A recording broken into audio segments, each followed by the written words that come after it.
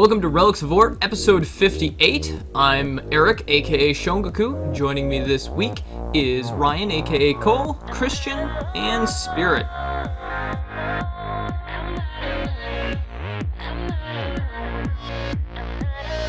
So, a lot of new content came out. I did not get to participate in the Lost Shores content because I was out hunting and managed to get a deer, 80 pounds, 90 pounds of meat. So, woo, I'm going to be eating good food for a while. Nice. Very excited about that. So, mostly what I've done since I got back is I mess with jumping puzzles and sort of run around the Lost Shores area and experience that content, which I thought was pretty good, but we'll discuss that in specifics later. Spirit, what have you been up to? I did get to do the Lost Shores. I made it to a couple of the leg-ridden events, which were wonderful. And other than that, I've been having a bout of alcoholism. I have now 5 characters between the levels of 10 and 20, and I can't pick which one I want to level, and it's a problem. Is it because you don't like the classes, or is it because you really like all of them? It's because I really like all of them, especially Mesmer. Even though it does beans for damage, nothing can kill me, ever. Ever. But I also main a thief, so take that with a grain of salt. Well, yeah, comparatively. Because Yeah. a thief is like running around with... Playing a thief is like running around with, like, all superior sigils in Guild Wars 1, or superior runes in Guild Wars 1. Pretty much. I live on the edge. What have you been up to, Cole? Kind of the same thing. I did the Lost Shore event, was it last weekend? And had quite a bit of fun with that, but also decided that I need an alt that I actually like. I'm not as fond of my thief as I once was, so I also started rolling a Mesmer. It's going to be kind of a Mesmer-heavy episode, I'm thinking, just like the TA run we just did, which is pretty cool. You did an all-Mesmer TA run? There were 3 of them. Wow. Yeah, we there will was- have it to was talk like- about that. It's like a 20-man party. Yeah. So what did you do with that? I mean, what was that like? It meant we chained our ultimates.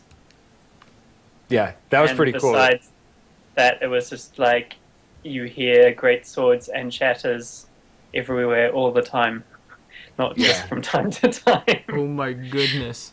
Yep. That would be Thankfully, insane. one of them was an Asura, so you barely notice her. Yeah. Is there one once in a while you're like, hey, look at that. Oh, that's not a critter, that's her. Do you have a Norn Mesmer? Yeah, that You was would right. have. There you are. Man, so you had all sizes. And then we had, like, most mobs would have eight stacks of confusion most of the time. That's the other thing that...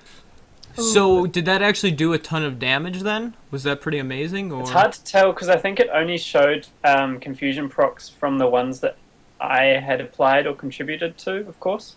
So I'd still only see the normal amount that I would see, but then the other 2 Mesmers are putting confusion on as well.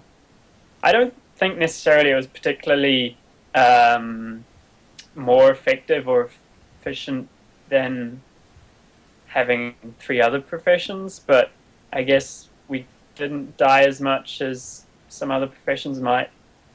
And yeah. Yeah, you trade a little bit of damage, I think, for consistency. So, did you guys run with a Guardian then? No. A warrior. How did you Wasn't- clear the stupid flowers in Twilight Arbor? We had 3 great swords which one-shot them at full range, so it's pretty It was quick. a laser show. Oh.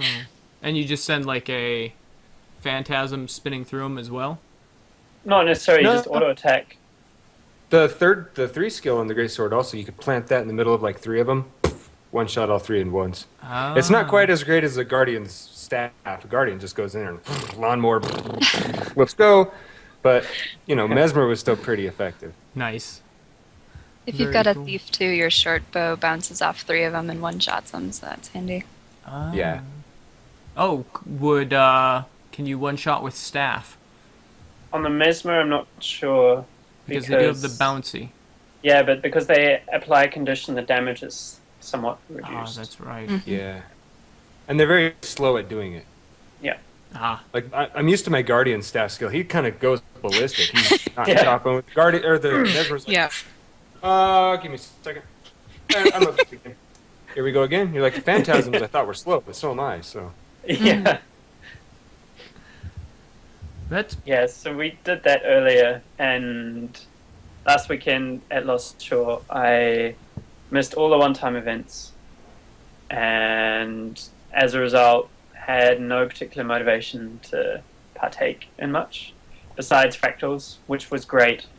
Really enjoyed those. There are some really good fractals, and then there are some, ho-hum, just like a normal dungeon style, I suppose, but much quicker. if we're gonna get into fractals, was anybody else here for the Lost Shores event? Yes. You were. Okay, let's Yeah. talk about that and get out of the way real quick. And that's a then we good can- idea. Alright. What was your experience like with the Lost Shores event? Spirit? For the most part, decently positive. The first event, the kickoff on Friday, I was in an overflow in Lion's Arch with Hunter from Hunter's Insight, and we could not get skills off, to be honest. It was so laggy. You would wait. We eventually made it down onto the dock where the ship sank. I don't know if you saw that. And we were getting some skills off there. But that was about it. Like, it was just so laggy, it was impossible to do anything done. There was people not tagging because everything was dying so fast, even though you weren't getting skills off, that you wouldn't get any drops. I ended up okay, I think, because I had a short bow and my arrows were bouncing and doing combos. I don't know if combos have anything to do with how much damage percentage or like your participation, quote unquote, for tagging a mob, but it seemed to be working because I ended up with 56 Karka samples or something. So I ended up alright out of that. And then day 2, Saturday at 2 p.m. Pacific, I was in Neverflow with Ryan and company. Yes? That was Saturday. That's right. Yeah. We watched the Yeah. trebuchet build. We made a jumping puzzle. Nothing happened. The trebuchet It was itself wonderful. was a jumping puzzle. That was lame. I'm sad that I missed that. I love jumping wasn't on really things a that you're jump. not supposed It to wasn't jump really. on. I was just like, hey, I can jump on that, and I start jumping up it, and I was like, I should You- not stand on this because I will be built into the trebuchet when it completes. Apparently, We jumped doing out, that but could some people actually. got stuck in. Apparently, yeah, that could actually bug the trebuchet too. Oh, And really? keep it from Did I break building. it? Because ours never built. That is what happens Yeah. when you jump on the trebuchet. Is you break the thing, and so it never builds. Ours, I don't think ours ever built because our, it bugged out or something, and our instance opened up the Southsun Cove before anything ever attacked, or like nothing ever happened, and then all of a sudden Southsun Cove was open in our overflow. We all took off for that, and Lacey and I did make it back to Lion's Arch for the tail end of the event, but it didn't seem to be anything special. The Karka were in the same area. There wasn't anything too interesting about it. They built a trebuchet. We got a new area. The takeover of the new island was interesting, though. Did you get to do that, Ryan? Yeah, where you're building streets and pretty much destroying the environment. Yeah, that was really cool. They were like, oh, we're going to cut down some trees and make a road, and the trees just, like, fallen all over the place as soon as Lion Guard gets to them. I had fun with that, pushing around the island. Oh, and, that would have been cool. yeah, opening up all the waypoints. Yeah, Huh. there were events all over the place. I didn't realize You're that kinda you were like, actually you gotta stay with deforming- the event string, and they're like, well, which one? There's Yeah, five they of split off. That was kind of nice because there was the first.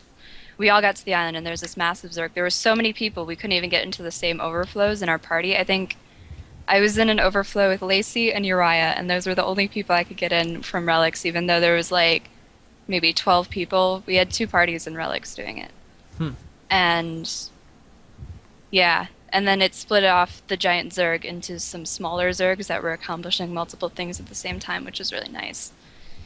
Reduced the lag and wasn't so bad. Yeah, so that was Saturday. I think that was all that happened was we opened up and then we swept into the island and took it all. And Sunday was the finale, which kicked off same time we first went into the hive, planted all these explosives, and got rolled over by massive invisible crabs that would down 50 or 60 people at a time, which was And that was due to the clipping issues that they have currently, correct? the culling. The yeah. culling. Yeah. Culling. Yeah. Yeah, it's technically clipping. That's the wrong term. Where was it? There was at some point where, not in the Lost Shore events, but I had culling so bad that my character got culled. What? You don't need to see where your character is or what they're Suddenly doing. my character just disappeared. I was like, Yeah. something's were not really right bad. here. People complain about it in World vs. World a lot, but it's really something when there's a mob. Okay, so what would happen was in this Lost Shores event, that we were going up the hive. There's like this spiral ramp you're going up. And as you're going up, there would be like a huge frontage of them, and they're huge veteran mobs. So everybody's attacking these things. Once in a while, one would roll, and it would kill people. So I would circle around behind once they started progressing down, like pushing us back. I'd get behind and then start resurrecting people so we could flank them and pinch them.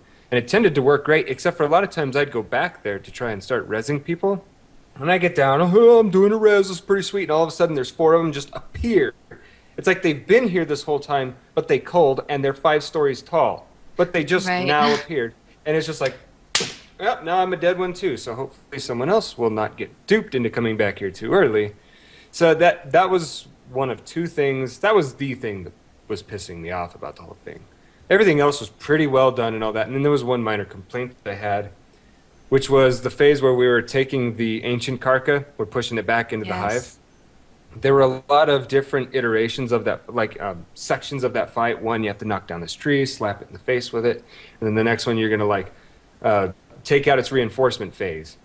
This was not challenging, and it took forever. And you're like, guys, doesn't feel epic when I'm just pressing. This is like Zaitan all over. I'm pressing a button. Two. There's always people over there's here a snake. dancing. I'll drop some AoE. Yeah, exactly. But then they'd get into the next phase, and you like gotta bust open these steam vents, and it's driving the thing back. I'm like, there, we've got this epic feeling back again. So hopefully they realize through that event that, you know what, making them take forever to do something that is dumb, not helping us. And if it makes the event shorter, so what? No big deal. Would it have been better if perhaps they had 3 or 4 of these ancient Karka scattered around the island, and their shields would go down periodically, and you'd have to do the event over again? Maybe have it repeatable, but from different spots on the island. It would be nice for more people to have a chance at it, not have everybody rush it at once. Because there were just too many people. It would have helped with the culling, but Well, it wouldn't have fixed the reinforcements, which was the big issue. Well, I'm thinking if you do it multiple times, instead of making it 2 hours so that everyone can do it, you make it 45 minutes, but you've got a chance at 4 different Karka, maybe. So so it actually makes it longer. That touches on another big gripe that was actually probably the worst of them all, and it didn't affect me, so I didn't think about it. See how empathetic I am. But there are a lot of people who, they did this event, and then they got disconnected, came back, and they lost all their progress on it. Ooh. People remember Lady Sinea from the earliest episodes of the show. That happened to her, and she was pretty distraught about that from what I saw. So I did see that the ArenaNet is aware of that, and they're going to figure out who that happened to, and they're actually going to send them items that they would have otherwise got from the chest. But in the future, it would be really wise to work something out that better... Well, hopefully this will come... Hopefully ArenaNet's working on this. A way to log stuff. Log what you had before a hack or something like that, so that they can start doing rollbacks for specific people and all that, which they don't do right now. And if they get that in, then they can probably also check logs for stuff like this and say, oh yeah, you were doing this event for this much time, you did this much damage. Yeah, you definitely qualify, here's your stuff.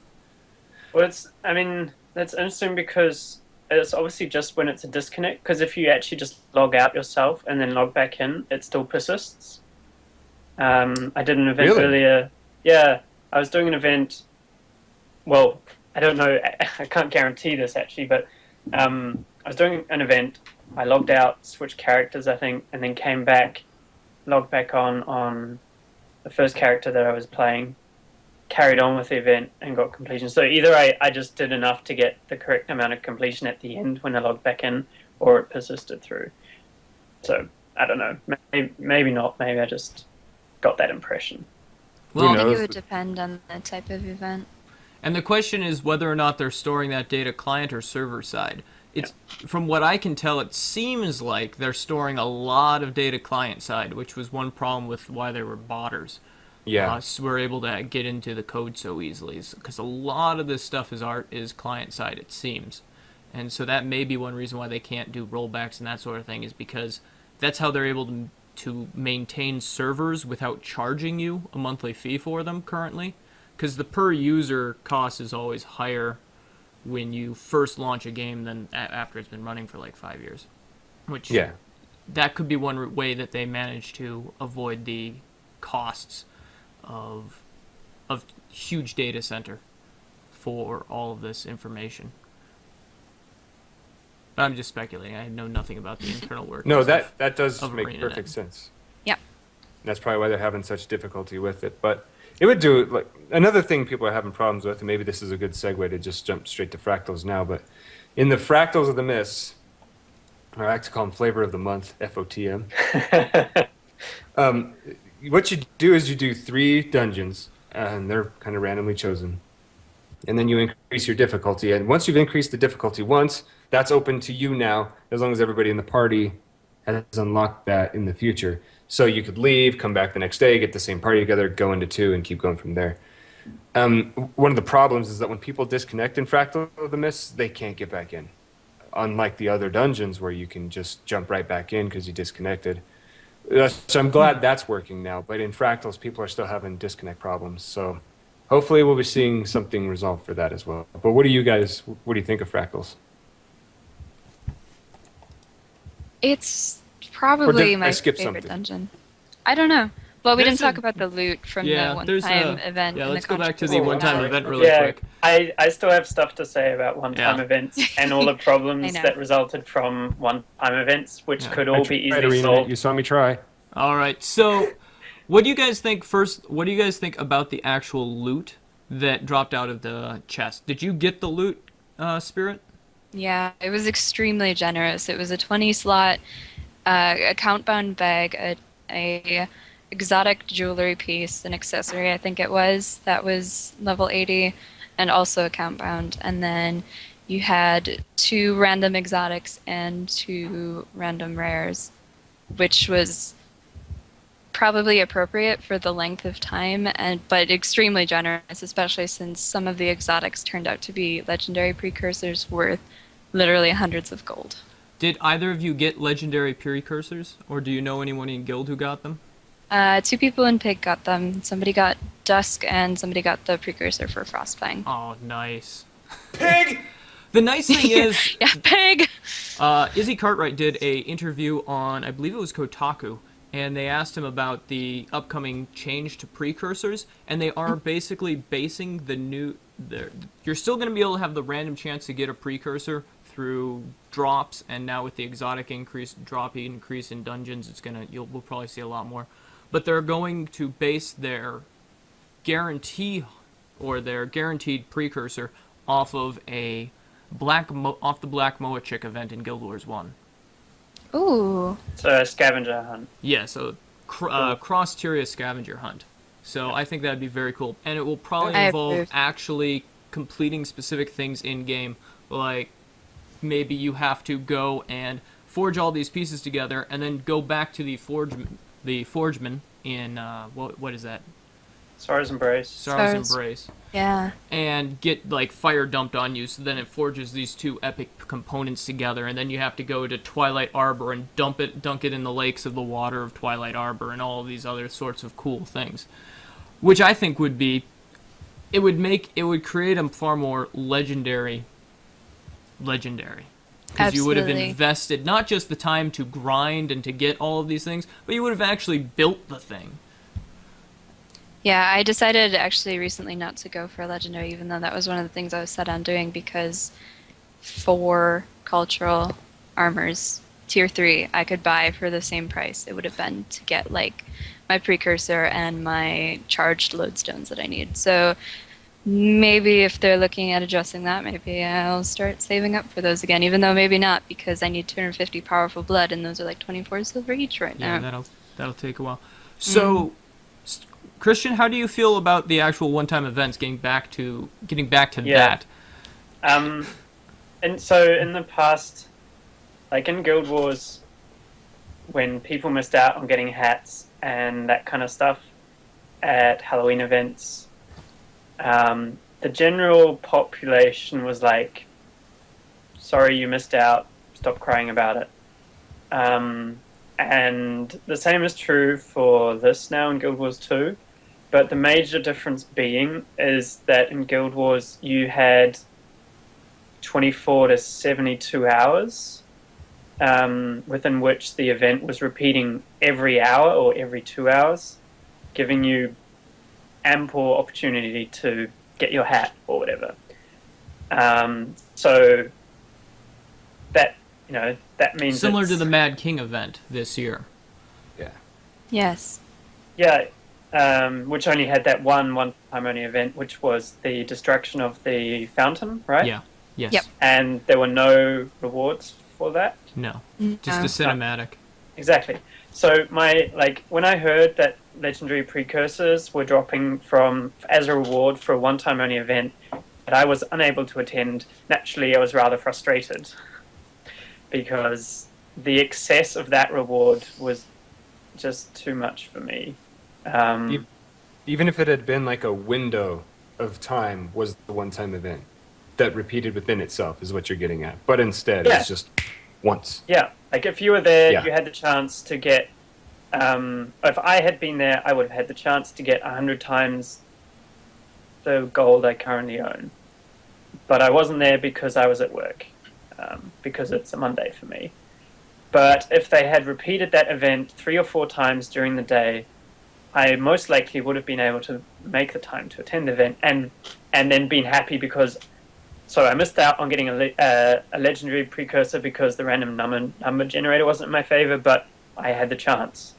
So the 4 Karka idea would have possibly basically go with the repeat it 2 or 3 times throughout the day. And I mean, then the question is, do you let people repeat that event themselves, and how do you manage that? Like, if you've done it once already, can you do it again? Is that fair? Or because then, if that were the case, someone could get lucky and roll 4 random numbers that give them precursors, which would be insane. But is that okay? Are they okay with that? What I think they would do there is they could just put you don't even have to see this anywhere in the actual game, but just in the database themselves, there's pretty much a Boolean variable. This person has done this event. That checks off. You can still go do it and help people out, but you're not going to get anything for it. It's the same as when you did the jumping Diminishing puzzle. returns. Yes, just like jumping puzzles. Yeah, dungeon diminishing returns. Yes. I think it would be pretty straightforward to do. Yeah, so that's my main disappointment with the weekend. I didn't really, because I missed out on all these one-time events, I really have no investment in Lost Shore at the moment. I ducked in briefly to have a look.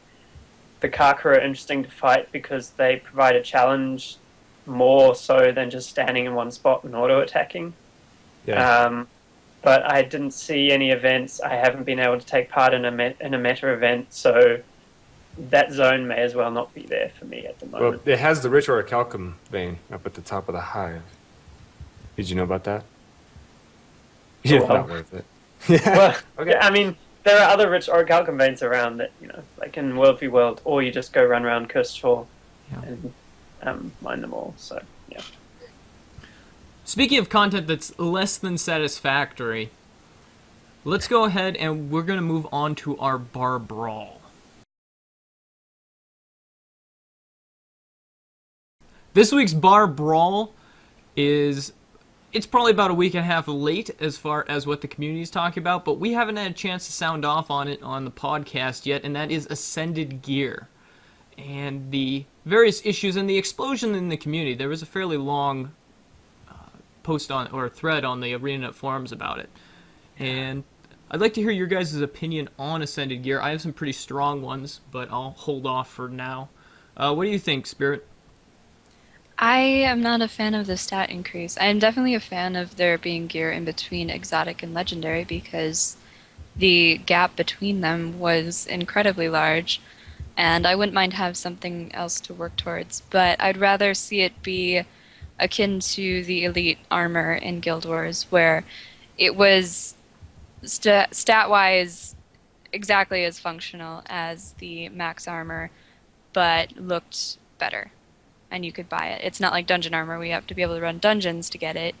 and it's generally better looking than the regular or crafted exotics. Heaven forbid you're a leather worker and you want to look like a belle at level 80, then yeah.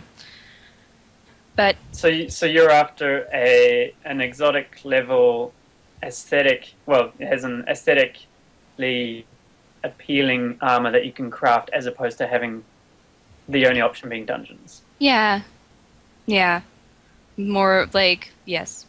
Sure. Well, there's the issue. I think. Well, let's go. Ryan, what do you think about the Ascended gear? Just really quick overview. We'll go into more depth in a sec. So, from what I gathered and from what I've heard other people saying, mine is kind of a more muted response to the Ascended gear itself. I get the frustration with it and all that. The things that frustrate me are different. For one thing, I heard people talking about how this is going to be a treadmill. It's not going to be a treadmill, as we've come to find out. It's really that they, I think what happened was they saw that exotics were just being made too quickly, and it was just kind of a no big deal. So people had less for staying power, so they kind of compromised, and I think they were less than wise in choosing to up the statistics. All they had to do was up the, like Spirit said, the aesthetics or something like that. Just give us something that feels more elite to have, even if it's not statistically better. But they did. They gave it better stats. It's not by a whole lot, but it is up a little bit. And that was just to draw people to come back and play a little more. That's what I think happened. Now, as I said, it's not going to be a treadmill because the cap is going to be legendaries, and ascended items are going to be on par with legendaries. Legendary weapons will be bumped up to ascended weapon stats once ascended weapons are out. So if there's any question about that, I'm not sure I just made any sense. Anyway, No, that made a lot of sense. Christian, what do you think about the Ascended? but there was one thing I did want to say Go about ahead. it. Yeah. On the day that, I think it was a Tuesday, that they released the information on massively about this, that there were going to be ascended items with a stat increase, the community went nuts. And I'm not sure that I was against it. I was like, you guys got to relax. You don't know enough. Let's give them the benefit of the doubt. A day went by before anybody heard anything. You don't do that. You don't let people sit there and create rumors and frustration and cause fires everywhere. Why would you do that? It's so, I mean, if you go back to an article that Mike O'Brien, the president of ArenaNet, wrote, and it was about account security.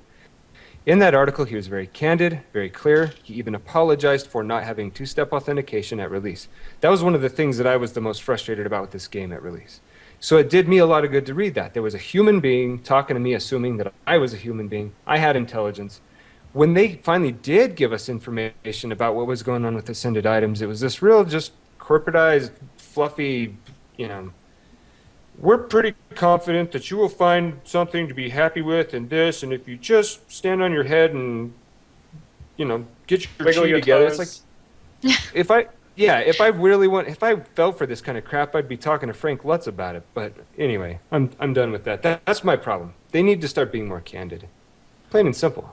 Just treat us like people. We want to know. it would have been nice if they had released the information via a coherent blog post as opposed to, I think Massively was the first that kind of passed MMORPG over. and Massively both released Yeah. at about the same time. I think there was an NDA on it, and then Massively the and embargo MMORPG But it- posted it like within an hour. Even the one that Lindsay Murdoch wrote up that ended up coming out like the next morning, Right. it was still very confusing because she starts it off saying, we believe that we don't need a treadmill, kind of saying, we're not going to give you guys a treadmill, blah, blah, blah. And then 2 paragraphs later, she said something to the effect of, so because we're having this ascended gear to be in the interim between exotics and legendaries, we feel that we can release ascended items. We can keep releasing new sets of ascended items to give people staying power. It's like, that's called a treadmill, the way you phrased it. And I know what she meant was, we're doing Yeah. it once. But she phrased it like, we're going to keep doing this over and over, and someday you'll see what the legendaries are. Guys, man. Oh, it got bad after that, and I was like, you know what? I'm just going to watch what happens. There was a lot of PR speak in those. PR speak, thank you. We're tired of it. Yeah. We see right through it. Yeah, Stop. So And what's then- your opinion, Christian? Yeah, it doesn't work. Like, just to carry on the flow, the PR speak doesn't work, and I think that's part of the reason why I mean, there was that day when the community went nuts, and there was all this flaming and people complaining about it, and it's so easy as a community to just get caught up and hop the bandwagon and say, yeah, he's totally right, and grab your torch and pitchfork and, let's take ArenaNet to task over what they're doing with this game. And now, a week and a half later, I honestly couldn't care less right now about Ascended Gear because I am nowhere near it. I'm not going to be getting any. And that point kind of brings up the fact that if this is, initially I didn't like the idea, here was another level with more stats, because my initial reaction was, oh, my exotic gear is dumb now, I need to be getting other gear. That was assuaged slightly when they said it's only an accessory and back piece at the moment. But that then hints, well, then they'll make rings. It's two. They've It's a said ring. that. There's about Okay. 5 or 6 different rings and two different kinds of back pieces with a whole bunch of stat variations. So eventually, that hints that eventually there may be a full set of jewelry, full set of armor, and a full set of weapons. Yes, there They've will be. confirmed that. They Okay. said that specifically. And so that then says all your exotic gear effectively worthless. Yeah, Which and it's you not. know they didn't intend for that at the beginning, and that Yeah. is a side effect. And there's nothing wrong with saying, look, the way we calibrated the difficulty of making exotics in the beginning was not what we wanted, so we had to introduce this. We're sorry. Just say we're sorry, for God's sake, I don't man. think there's a problem with making exotics. My Mesmer, my level 80 Mesmer, has one set of exotic armor. I don't have exotic jewelry. I just got exotic weapons because I finally thought, well, I kind of want to improve myself a bit. But ideally, I want 2 or 3 sets of armor so that I can be effective switching builds, which is what I want to be doing when I'm playing. So it means that now that I've learnt, now that I've got 400 hours under my belt on my Mesmer, and I've learned how to play this game, I realize that what I need to be doing on my other characters, which are approaching 80, is plan out the most optimized stats combination to get that will You don't give me know the what those variety are. in my build that I want if I want to switch builds, and that just doesn't seem right, because then you're just gimping yourself slightly on all your build variations. Yeah. So that's why I didn't like the idea of having another tier above that's better than my current tier, because it's already difficult enough for me to get a variety of stats to have a variety in my gameplay, without then having another level above that I need to be trying to achieve. Now Because the- they'll balance around that, too. Right. Right. The game is, and I think that's going to be an interesting thing to see about the Ascended gear, is the fact that now that they've added, it's about a 4% stat increase, now they're going to have to balance all future difficult content around the theory that, okay, well, these people have to have these people will have Ascended gear, and therefore that's what's going to make it more difficult. So it's the numerical increase isn't necessary to create more difficult content, is the thing. And Yeah. I think one problem is ArenaNet, and a few other shows have talked about this. ArenaNet seems to think that epic bosses is equal to larger hit points. And they said in a post at one point that they don't think that. So it's a little bit confusing that in practice they've been doing that. And so they're like, oh, we need to do more epic fights, so we're going to give you more stats on this Ascended gear so that you can hit these things harder, and then we're going to give them 10% more hit points, and you're going to have 4% more damage output, so it's going to take longer, and it'll be awesome, and you'll love it. No. That's not how it's supposed to work. Well, the most epic fight I've been in so far was the Colossus fight, Yes. Yes. in my opinion. I was And that's just not gonna his say- fault. 2 examples of the best fights in Guild Wars 2 right now for me. One is the Colossus, which is in the fractal, and that's my favorite fractal. And 2 is Test Subject Alpha in the Crucible of Eternity. If you, You need vigor for base him. all your boss fights around that. If we were when we did Colossus, we were like, why wasn't Zaitan like this? Yeah. Yes. That is The That's an epic Giganticus lupicus. he's Yes. good too. Would you? Yeah. I see. That one's a good He's fight high hit because points, though. he's high hit points. Yeah. He has multiple, but he has multiple phases. And if you notice, we could burn through the phases once we figured out each phase. You burn through it relatively quickly. It's not a super long fight. I'd say third phase might be a little bit longer than it needs to be. You know what he's proof of? He's proof that hit points can also be epic, but you need more than the hit points. Well, you need Yeah. the phasing, and I think that's one problem Yeah. is that they don't have a lot of multi-phase fights. Mm-hmm. I mean, Subject Alpha is technically a multi-phase fight with trash mobs in between. Or even something like the Ancient Karka, sans the long reinforcement phases. That was Yeah. actually pretty epic, in my opinion. Once again, So it's multiple more- phases. It was, yeah, exactly.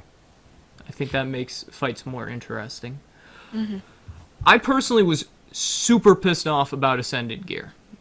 For me, it was another thing to stack onto the list of things that I'm kind of ticked off at ArenaNet about. Their die system, the fact that they seem to have thrown better looking gear is harder to get out the window, and just sort of an overall making themselves more like WoW.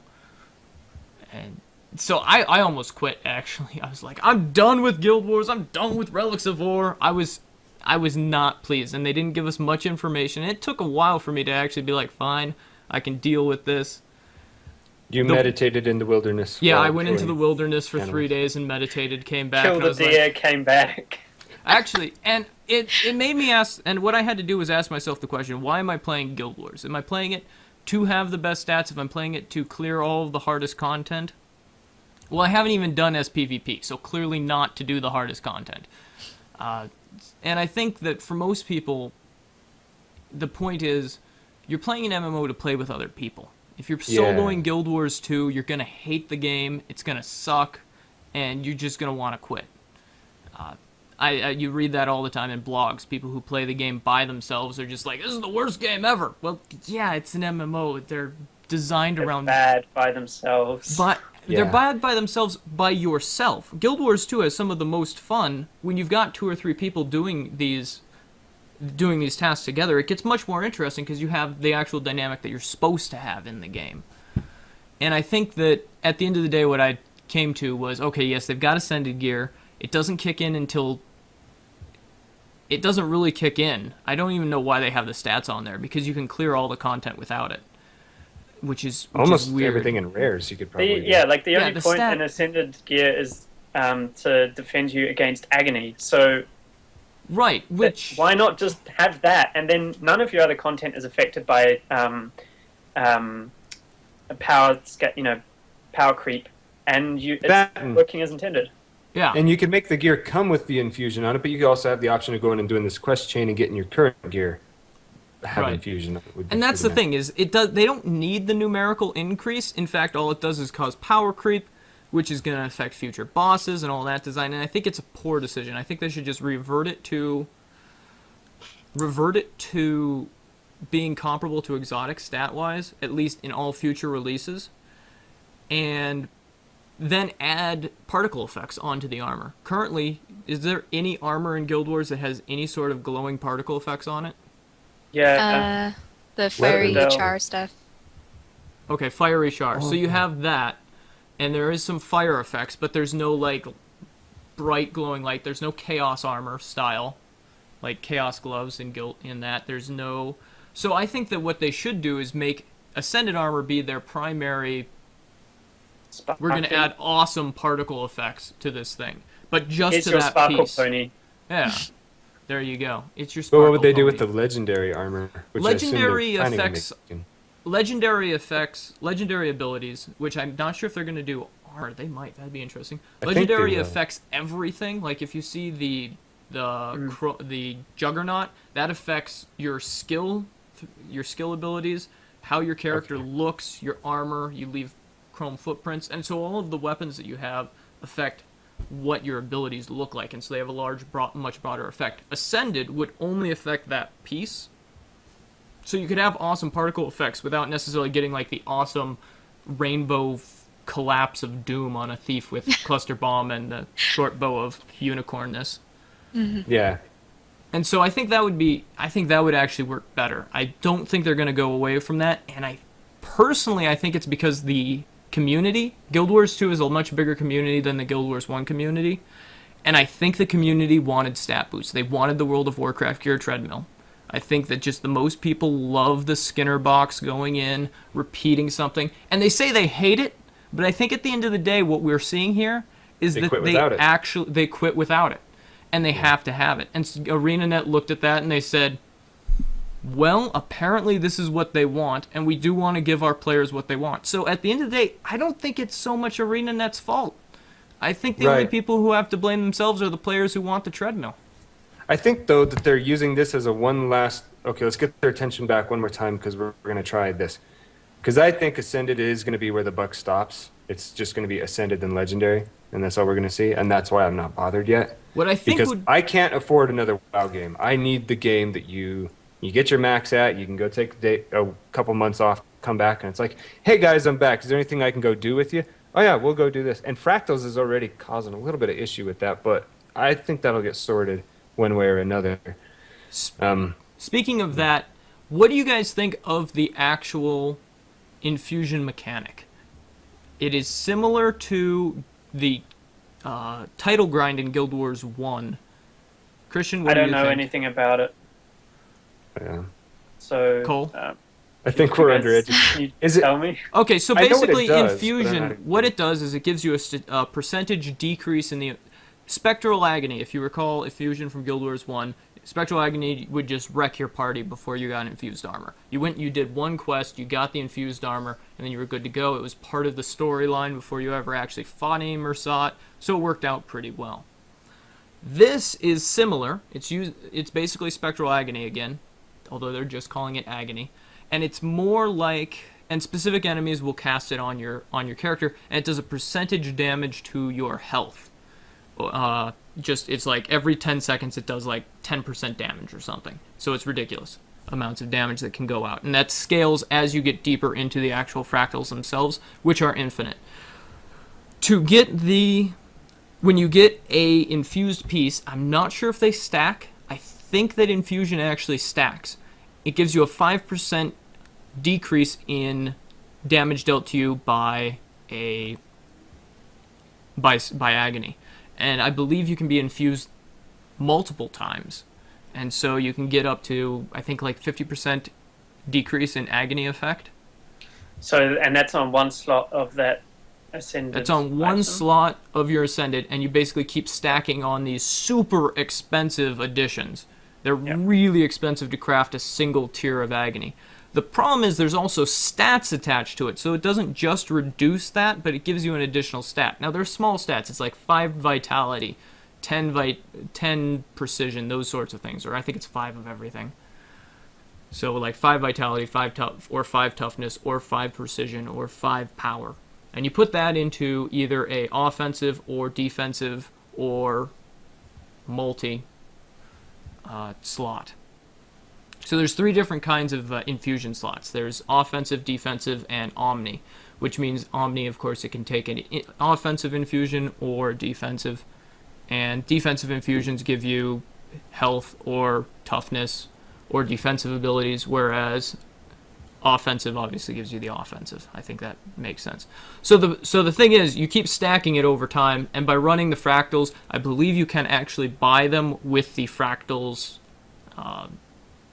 the tokens out of fractals. I believe you can buy those, and I believe they also drop. Also, you get a infused piece when you go from infused piece of Ascended gear when you go from tier 20 to 21 of the fractals, and you get a non-infused Ascended piece when you go from tier 10 to 11 of the fractals.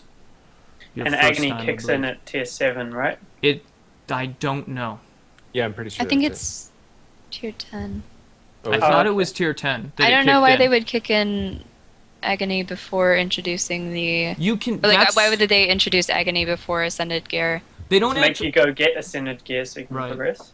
You get a guaranteed Ascended piece at 10 to 11, but you can also craft all of the Ascended gear in the Mystic Forge. And Duelify.net or .com has an incredible guide on how to make all of the Ascended gear that's out of it currently. There are 2 different kinds of back pieces. It's level 10. It's level 10? Okay, that makes sense. So they basically give you the piece that you need after you've shown that you can survive the first tier of agony. So it's similar to, like, for example, Lightbringer, getting Lightbringer in Guild Wars 1. You go out and you complete this content, and then you just keep completing it until it gets easier and easier because you've got health damage increase to the enemies and health and and defense against the enemies. So that's what it reminds me of. Now, I know a lot of people were not fans of the grind for titles in Guild Wars 1. So how do you feel about this potential grind that we're seeing introduced with Ascended? And do you think it actually counts as a grind? Christian? So in Guild Wars 1, I don't think it actually counts as a grind because you didn't have to do it to be able to progress. That's technically the definition of a grind is when you have to go kill this mob because that literally, over and over again, because that literally is the only way that you can level up or progress further. So how do you feel about that in Guild Wars 2 then, the way that it works? Is it a grind? I think it works as they wanted it to. So do you? That's it. It's designed to make the fractals get harder as they go, and in order for you to get deeper into the fractals, you are going to have to spec up these infusions over and over. I mean, I'm not quite sure what you're trying to get at. Do you think of it as a grind? Grind in many ways is a very personal sort of thing. One thing that's, for example, I loved in WoW getting on my druid, going into bird form, and just flying around gathering nodes and stealing them from people. I know people who hated that. Like, they did not like flying and gathering at all, and it just drove them insane, and they considered it a grind. So grind in many ways, one thing that someone can enjoy, although, I mean, that was pretty mindless, obviously, can be something that someone else likes. So do you personally think of the ascended treadmill that they have as a grind? No, because I can avoid it easily by simply choosing not to go past whichever level of fractal I'm on that I haven't been able to complete. It's optional, remember? Like, you can just scale back down the difficulty and still do the fractals for whatever you're trying to do them for. And it's again that mentality of, like, at first everyone's complaining and go, oh, this is ridiculous and blah, blah, blah. And then when you actually stop and think, is that actually going to affect how I play the game at all? And the answer is no for me. Because if I want to do fractals, heck, I'll start at level 1. You know, if there's someone who hasn't done fractals before, I don't care. I want to do the fractals because it's different content. They're quick and I'm playing with people, not because I need to get to the millionth fractal with my elite ascended gear that no one else can do and has taken me 15 million hours to get. And when the next big patch comes out or campaign comes out, that's kind of the big litmus test, because if only getting to, say, the 10th level in Fractals of the Mist, you know, what do I not get by going past that? If what I'm not getting by going past that still allows me to go do whatever comes next, then you know what? Like Christian, I think I'm not going to care at that point. I'm going to think it's a little silly that they did this, because I don't think, see, the WoW mentality keeps a lot of people roped in and wanting to keep going for that thing. What they're doing here is this, the gap is too huge between where you can stop and be functional and where elitism, because then the elitism is like years of work down the road where you can stop right here and it's like, you know, if you're really going hard at it, you can finish it in 5 weeks and then you're done. And you've got a character that's perfectly functional. So they don't ease into it enough. They don't give, like, I'm a little bit beyond just casual, not a lot, but a little bit. And it would be nice to be able to show that I'm a little past that, but if I look like your typical slacker, that's fine, as long as my friends hang out. I think the proof of the pudding there is in your ability, well, your skill, I think, in the game. Mm-hmm. Yeah, your skill still matters. This still isn't WoW. We don't have warriors bro-storming everybody to death. Here's an interesting thing. Here's an interesting thing about the content for Lost Shores. They added a dungeon that does have a gear grind, quote unquote, much like World of Warcraft and many other MMOs. But oftentimes, when you get those MMOs, that's all there is in the patch. You can't go do anything else, so that's what everyone goes and does, is they get on the treadmill. In Guild Wars 2, they added a ton more content. And so I'm going to ask Spirit really quick what she thinks about the infusion, and then we're going to move on to our discussion of the actual content that they added that you do not need infusion for, or this gear treadmill. So what do you think about infusion, Spirit? I think it's a little bit silly how they went about it. If they're going to ask us to infuse, I would have rather seen an upgrade that could infuse, or maybe you could craft gems that have infusions, and you could put them in your upgrade slots. Not a whole new gear. I think it's kind of ridiculous. But I also played Guild Wars, and they just wrote infused on my armor, and then I was infused, and it was done. So I don't really see the point in it. But I'm not a numbers person. I don't know how it's going to affect the game long term. I'm just kind of miffed that I feel like my gear that I'm still not in full exotics. I've been playing since launch, and I'm still not in full exotics. Mostly because I have terrible luck, and I still have like 3 ectos ever. So, yeah. I keep forgetting about those extra 6 gear slots, and I'm like, wait, back piece, two trinkets, 2 accessories, 2 rings. There's like what, 7 extra slots, and I'm like, wait, what? I have those? Yeah, I have 4 pieces of exotic armor and 2 rares now. This is better. When I hit 80, I was running a raw explorable in blues, which is doable, but sad. Yeah. You know, that explains so much about what was happening to your poor thief. I was always wondering why it was like, oh, thief dead. That's because she's a thief. Well, Yeah. No, in shush your blue, face. Shush your face. I am a good thief. I don't die think that anymore. it's And I don't probably the case. I don't teleport away from people who try to res me most of the time. Thank goodness. A good It's okay. thief knows I'm how to learning. fight from They're the training downstate. me. But a bad thief knows how to run away like a little girl in a downstate. Oh, I thought that was A the good necromancer. thief knows how to re-roll. Boom! Oh no. Alright, let's move on and discuss the actual new zone.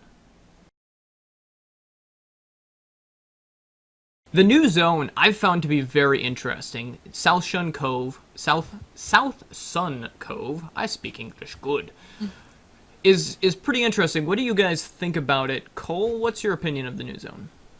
Honestly, I was only there for the event itself. It's aesthetically cool. I'm not much of a beach person, or even a tropical person, so I'll probably end up being in Lornar's Pass more often. But you know, it's a good flavor. I like that it's in the game, and as far as the mob density, that's not going to talk about that. What do you expect from a level 80 zone? Actually, no, that is one thing that I wanted to talk about. Better than Orr. Way better than Orr. Marginally. I can run across the entire zone with my Necromancer without a Risen Purifier popping up and being like, you're halfway across the zone. Oh, you're coming back here. I'm like, nothing's pulling me. It's amazing. I can go wherever I want. Oh, and reflectile projection. Projectile reflection. Projectile reflection is awesome in this zone. If you have it on you, if you're a Mesmer, Elementalist, or Guardian. Oh my goodness, yes. Just like, it's, Oh, yeah, because the Kaka. you want to attack me. Yeah, I got my face rolled by this veteran Karka, and I'm thinking, man, I play Guild Wars 2 all the time. These things are really tough. And then my friend who plays, like, once a week comes in. He's finally got his level 80, and he's running around in, like, 2 pieces of exotic armor and then a few extra things. And I'm talking to him on Skype, and he says, oh, I'm going to pull this veteran. I'm like, well, have fun with that. I'm halfway across the zone. You're going to get face rolled. And he's talking to me throughout this entire fight. He's running narrative, and he gets it down. I'm like, you're going to have to kill it twice, you know. And he's saying, oh, okay. And he's fighting the thing. And then, like, 15 minutes later, he's like, I took it down. And I'm like, oh, that's too bad. You died. That's, you know, I expected that. He's like, no, I killed it. I took it down. I was like, wait, what? Oh, I feel bad. Was he a Mesmer? Yes. Yeah. He was a Mesmer with Reflect and everything. And I was like, no, why do you Did he have by chance minions have a that thief work? before that he re-rolled? No, he actually started with a Mesmer, didn't like it initially, played a Necro for a bit, and then said, oh, I know how to play this game now, and went back to the Mesmer and never looked back, because Necros are like easy mode. That's why I play one. I took on a veteran. I didn't have reflection on my bar, and I was just like, oh, there's a veteran. And I was running around with Spirit, and she was, no, don't touch those. I'm like, no, What? fine. That's what I happens killed it. when you have a pet class whose pets actually work. My Necro class, Oh no, okay. I thought you were saying mesmers have pet thieves. Shut up. Well, So, yeah, never mind. oh Yeah, no. that's know who pretty much the- all I've done in Southsun Cove, so I can't really comment on the zone. Apart from that, I found this weird force field, which is particle effecty, kind of Yes. like the Dragon Brand. I was like, why can't I get across the stuff on the other side? And I didn't know anything about it. It So, spontaneously change. It will drop. It's like a geyser that comes up out of the ground. That is just Geyser, a random uppercut. event. You can't go through it because it's superheated gas and it would just burn the flesh off of your body. okay. Apparently, superheated gas is funny, but and holes that- will open up in it. Oh, okay. Yeah. See, I didn't run around very Yeah. long. I mean, I did No. stand there for a little bit, and I was like, "What is this?" And then I was like, "Oh well, I can't get through. It's either It's- tied to an event or it's just for prettiness." Yeah, it's actually sort of the separation between difficulty areas on the zone. There is a step up on difficulty on the other side of it, I would say. And it also leads eventually to the actual legendary Karka. Or the ancient Karka's corpse and the spiral hive where you can get to the Orichalcum, the rich Orichalcum. Orichalcum. How is that pronounced, Christian? Orichalcum. Orichalcum. Yep. You're the only one on the show who says it the same way multiple times, so I'm just gonna assume that you know what you're doing. Ryan commented at some point. I think a bunch of people often call it Orichallium, Right. and I was like, "Why does that happen?" I mean, you say aluminum, so how no, is it's it so hard from, to say Orichalcum? Orichallium comes from the Elder Scrolls, Okay. Oh. and so I you see. would have Orichallium armor, and I There we believe go. it may even have been in some Final Fantasies. So Orichalcum is arena being like, haha, we're different by changing 2 letters, yeah. And everyone else is fuck you. Everyone's like, we're just gonna use the same generic term. The next one coming is unobtainium calcium. See what you did there. Adatunium or something. How would you make adamantium not adamantium? Adamanticalcum? Atamantium. So- Have you spent more time in the Lost Shores zone, Spirit, than either of these 2 slackers? I've spent enough time to do the jumping puzzles. Two of them. Nice. Those things, I like them. What do you think of the Steam one? I am horrendous at it, but it's really cool. I only ever made it past the first section. Oh, I didn't make it out to all the way around. I will go back there. I don't have It's worth- access to a particularly good computer to do it right Oh. now, but I'll make it there. I would say it is one of my top 5 jumping puzzles in Guild Wars right now. Did you know Uriah has done it? What? He I also haven't, did the right. clock Yeah, tower, didn't he? yeah, he completed it. I saw actually the, he did it with a Nexi. Mm-hmm. She portaled him He- through, I think, one spot. He also He's awesome. He's a prodigy. She indigenous portaled child. him to the end. He just stood down below the end, and she dropped a portal, jumped off, put the portal down, and he was like right at the end. And I was like, oh! But she was trying to pass it off and mumble as, oh yeah, our 5-year-old son totally cleared that thing. You guys all suck for not doing it." Uriah is an amazing jumper. We were all up on the fish things at Pink Day in LA, Oh, that's a good and point. he come up and he jumped up there immediately. It took the rest of us like 10 minutes. No, 5 years old. He was like up on the fish. That's we a were good like, point. And he was a male Norn to boot. It's like, yeah, yeah. how could you even see where the fish was? I won't even vote male Norn for that reason. He also Okay. killed the end boss in Twilight Arbor for Lacey while she was busy doing something else. That was awesome. Nice. Yeah. That's impressive. So there Yeah. we go. Pro So- tip: get Uriah on your team, and he will wreck face for you. Yeah. So the interesting thing about that jumping puzzle for me was that it is kind of like the Mad King jumping puzzle because it's a whole or the Mega Man jumping puzzle, as I like to call it, the force field one in Caledon Forest. Where the platforms appear in order. Right. And yeah. It's very similar to that. In fact, it's the same entire concept, but it's basically a timed jumping puzzle that you have to be able to complete. And it's a way of doing timed without the semi-artificial timing of the Mad King. Yeah. Because system you with can the pause good. and wait and then time it yourself. There is 2 pauses in the timed sections. There's one, 2,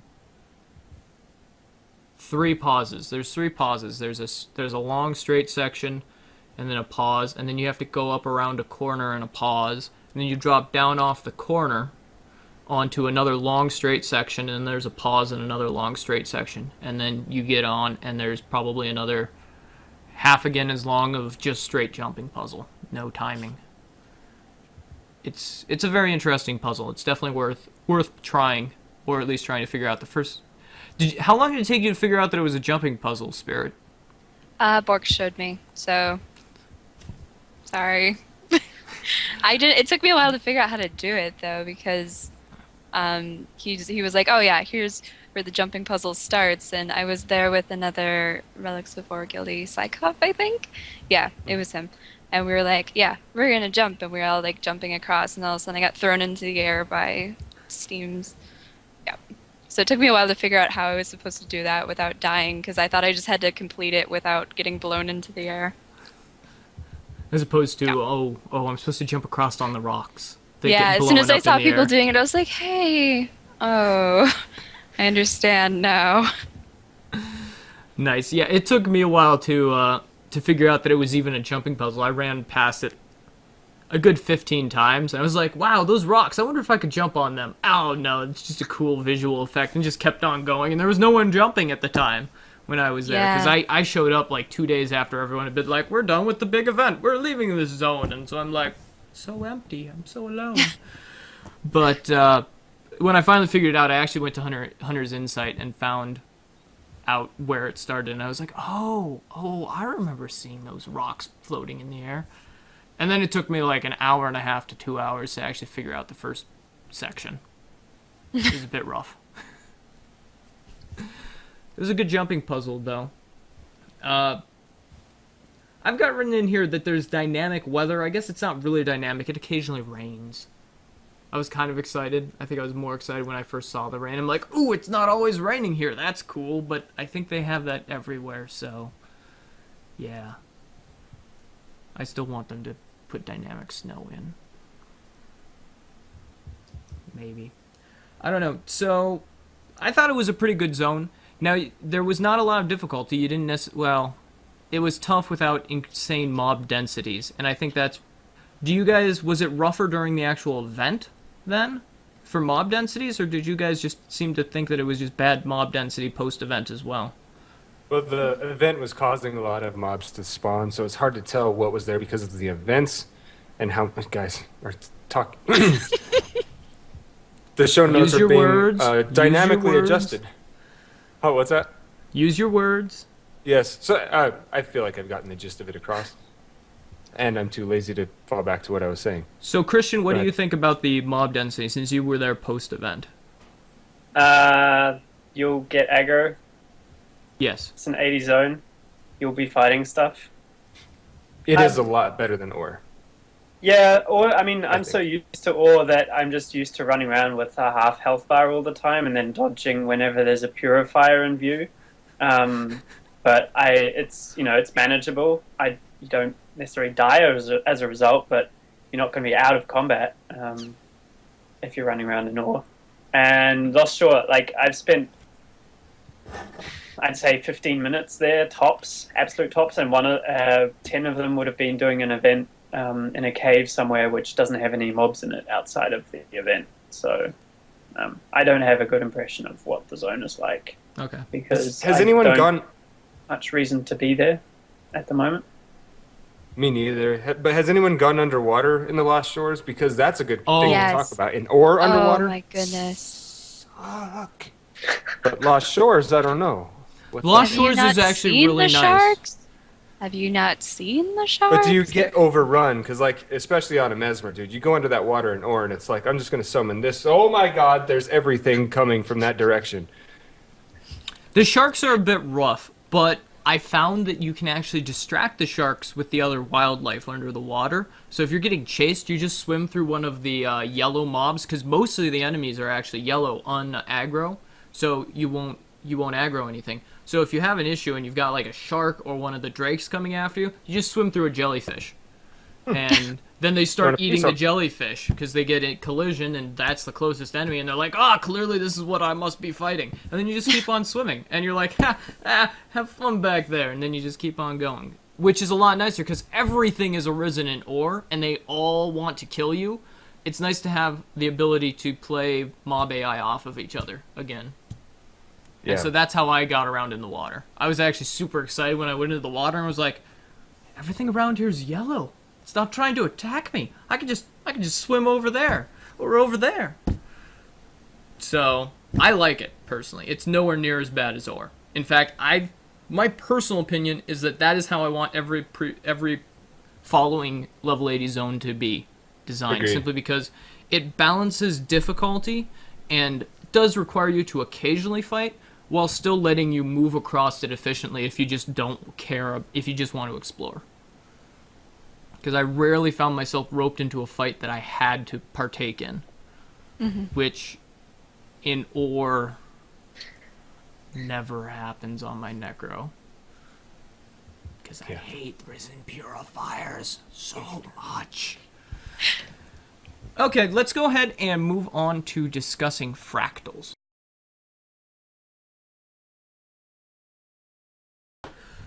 So, let's talk about the fractals, because that is I wouldn't say it's the biggest content, because Lost Shores, the Southsun Coast, is pretty large, but there's definitely a lot with the fractals, and it has a lot of potential for expansion. So, Spirit, you wrote up a fair amount of basically pros and cons of the fractal content. Why don't you take us through that really quick? Citizens. Yeah. For the most part, I would argue that Fractals is the best part of the Lost Shore updates. It's a really good piece of content. First of all, you can obtain Obby shards without grinding karma, and it's probably even shorter or cheaper in the long run. So you can get your Obby shards for your legendary. It's got some Obsidian shards for those of you who are not up with the cool person lingo in Guild Wars 2. Yeah, I will tone back my slang. There's some dynamic storylines. Some of the fractals have different paths that you can go through, ending in different bosses. There's some good mechanics, and there's a strong and interesting lore base to draw from in the mists. It's infinitely playable on progressively harder difficulties, which is magical for those of us who are just breezing through all the easy stuff. There's we're so some, awesome. yeah, just Yeah. awesomeness. Yeah. And Taking never naps dying. while fighting the Giganticus Lupicus, just hanging out. Or walking away from your computer for 15 minutes while we hack at the ancient Karka to watch TV and make toast. I did that. There's some cool achievements. There's one that is basically the floor is lava. You have to never touch lava through the whole mission, and you get the achievement. There's never step on a trap. Tram. Which fractal is the lava one in? The lava, that's the volcano with the Grawl. The Growl yeah. Shaman. Yep. And never step on a trap is the swamp one. And is there's tough. also... Which yeah, I it is think really As in that the is- achievement is tough. I think you can get it by never stepping on a trap while during the timer, isn't it? Or is it the okay. whole thing? I think it's just during the timer. So once you I'm not grab sure.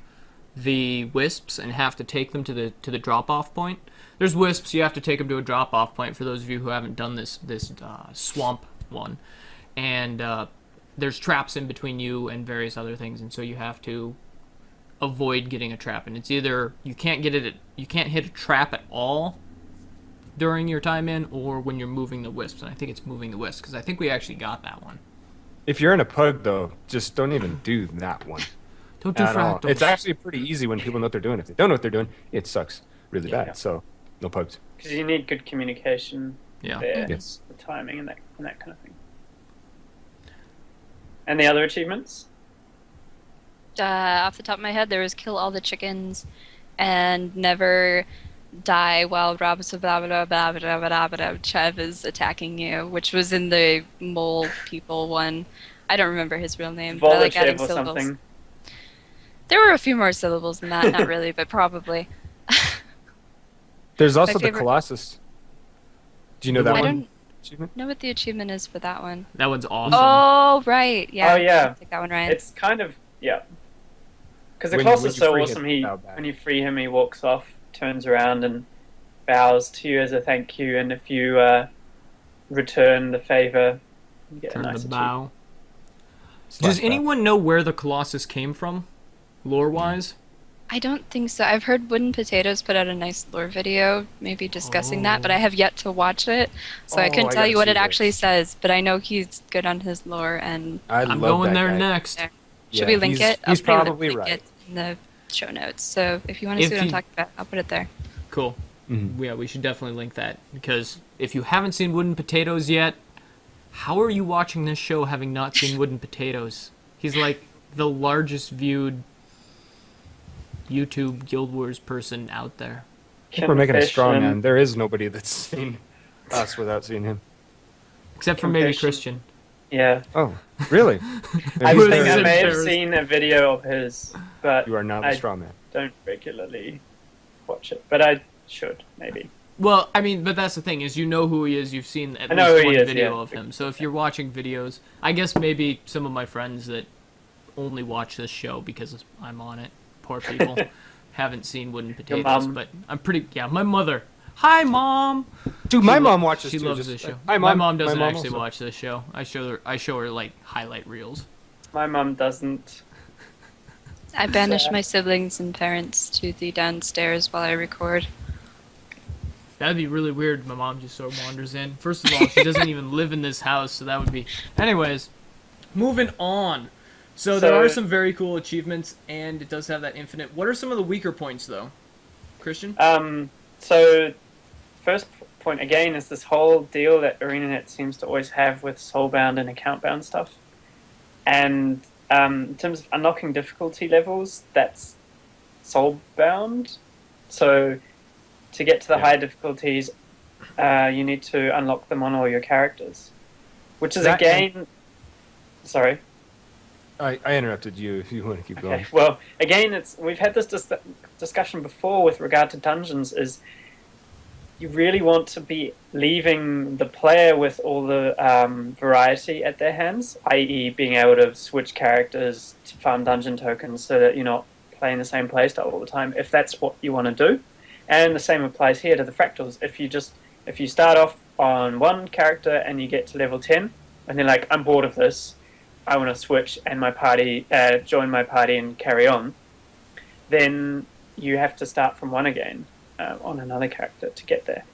So And I think another one of the big problems is not just that it's character bound, which I agree with you, that's big, but also if everyone in the group has unlocked, say, up to 5, and one person has only unlocked 2, you have to do 2. At the very least, what I would like for them to do is have an average there. Sure, people are going to skip a couple tiers that way, but I mean, but then how you bad is can it? just boost someone to level 10, complete level 10, and do 11, and get that infused. It's not ascended- infused. It's just Okay, an so the ascended non-infused piece. ascended piece, Yes. which is kind of why you can't do it that way. Yeah. oh, you get an ascended piece for getting up to 10? From 10 to 11. 10 to If you 11. complete the extra boss, that extra loot bag, that extra chest that you get, has a guaranteed drop of a random ascended ring. I did not know that. Yep. Have you not been listening to this show, Ryan? I said it Off like and on. 3 times. Between that and your go juice. Yeah. Um, You people know I don't pay attention now. What? Huh? This show's happening? Guild Wars 2? I'm playing The Sims. I don't know what's going on. Another problem, of course, straight away with the fractals was that the entire player base was suddenly concentrated in Lion's Arch, and that means that they were drawn away from all the other zones, all the high-end zones, and all the other dungeons. So, for example, we did some fractals, and then we're like, oh, we've got people on, it's the weekend. We are kind of keen to do a Ra from time to time. So we went down to Orr with a group of 5 to see if we could go do a Ra, and of course it wasn't open, so we'd have to unlock it, which Good wouldn't luck. have been it wouldn't have been okay with 5. But also one of the lead-up events was bugged, so we just had to go back to fractals. Event was bugged? What? That never happens. So fractals, great.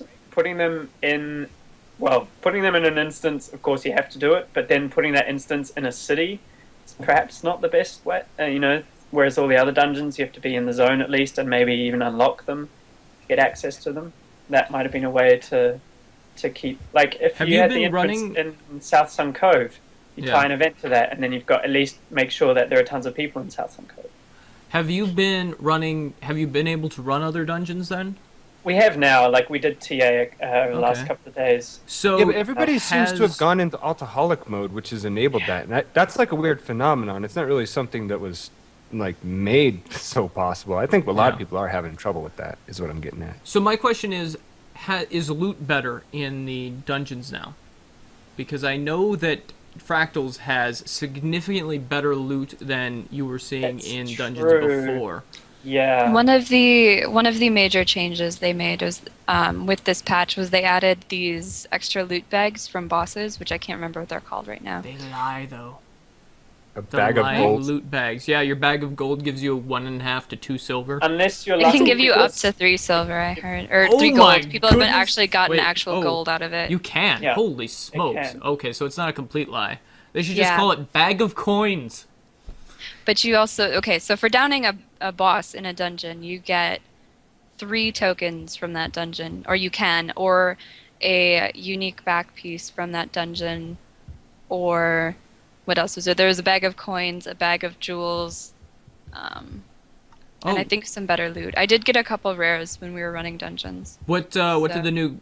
So there are new skins for back pieces that can drop. They're not skins. Well, they're it's different. just more variety in level. So you'll get level appropriate back pieces from the dungeon. So, for example, Twilight Arbor. No, Twilight Arbor. I got green or blue back pieces, which were level 55. Okay. So maybe if you did Ara Explorer, I don't know, you'd probably get rare back piece or green back piece. In Ara. That's odd. That's one interesting thing. I haven't seen any exotic back pieces. Yeah. Oh no, wait, they do have them now that I think about it. They do. Ascended, Where? you mean? No, they have actual exotic back pieces. You can craft them.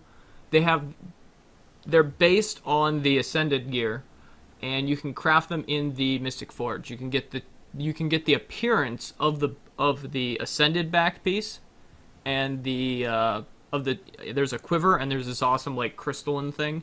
They both look pretty cool. You can get that appearance in an exotic form through the Mystic Forge, so they do have exotic back pieces now. Woo! Something they didn't have at launch. Don't know why. God, I want capes though. Just give us the capes, man.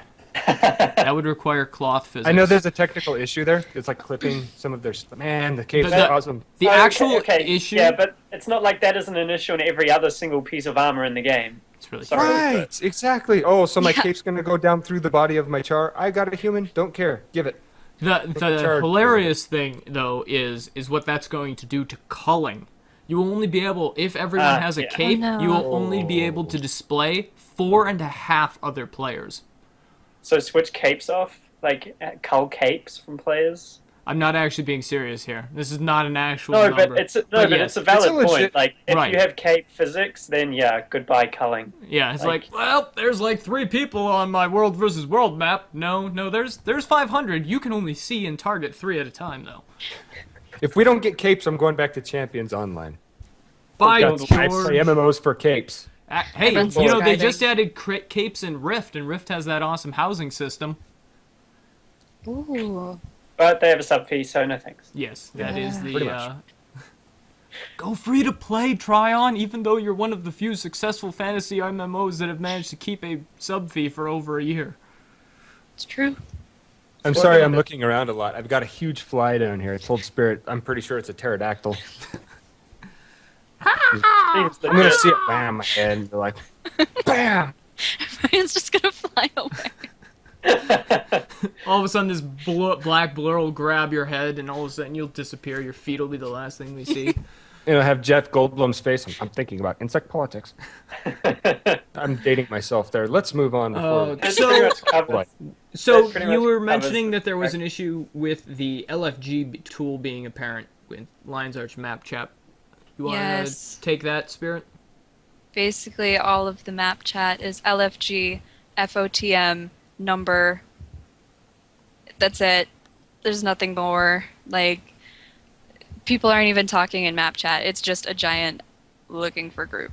There is a look, like I've said before, there's a looking for group thing that you can turn on a blue magnifying glass, but you can't even tell people what kind of group you're looking for. And it's so That thing's useless. It's becoming Yeah. apparent So is that how literally much all more it it does? needs. It's just like puts a ding above your head, and it's like, yeah, I'm looking for a group. Pick me. Pick It me. shows you, pretty much. yeah, it puts a blue mark above your head with a magnifying glass, and it puts you in a list, in your friends list, like that middle tab in between blocked and your friends is, Everyone in the zone that's LFG. yeah, everyone in the zone. That's So I you kept would then looking- have to one by one whisper every single person and find out which dungeon they want to do and how many are in their group. And pretty much. If anyone uses it, most of the time there's only like one person using it ever. And 'Cause they're it's always useless. looking for like group hugs or something, not actual Yeah. dungeons. So Always.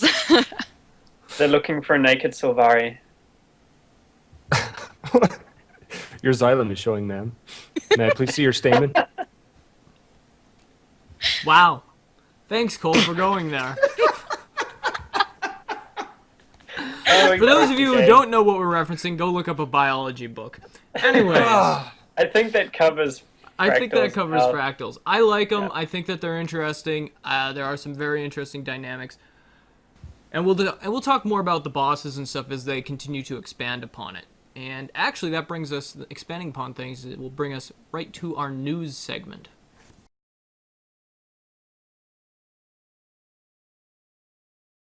So we had a fair amount of news.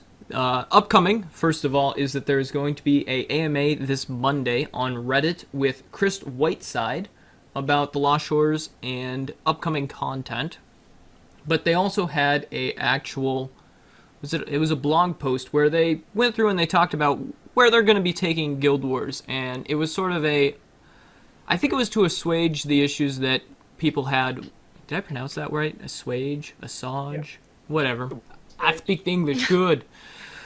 To assuage the issues with Descended Armor and basically say, look, we are putting in this gear treadmill, quote unquote, for this specific type of play, but we're also expanding these other types of play, so you can still do multiple things. We are still going to have horizontal progression. One type of gameplay style is going to be a vertical progression treadmill for the WoW babies that can't figure out how to play things differently. Cough. Rage. And Wait, is this actually going to be perpetual? Because it seems to me more like it's just a gear staircase. there's that was two the thing. things that's good. Well, first of all, we already have seven tiers of gear and 6 tiers of gear, of stat gear at 80. You have white, blue, green, yellow, and exotic. So there's 5. Now we've got our 6th tier with Pink Ascended, Ascension. with pink armor, and you have your technically 7th gear with legendary, even though it's going to be statistically the same. So you have 6. So we now have 6 tiers of gear. WoW didn't even have 6 tiers of gear at launch. Right. But we're- the thing is, they're trying to establish where they're going to stop. Is how Right. I. Hopefully. So They've they never would said rush that though. ahead. They haven't said that. What they said is they will not release new tiers of gear every 3 months.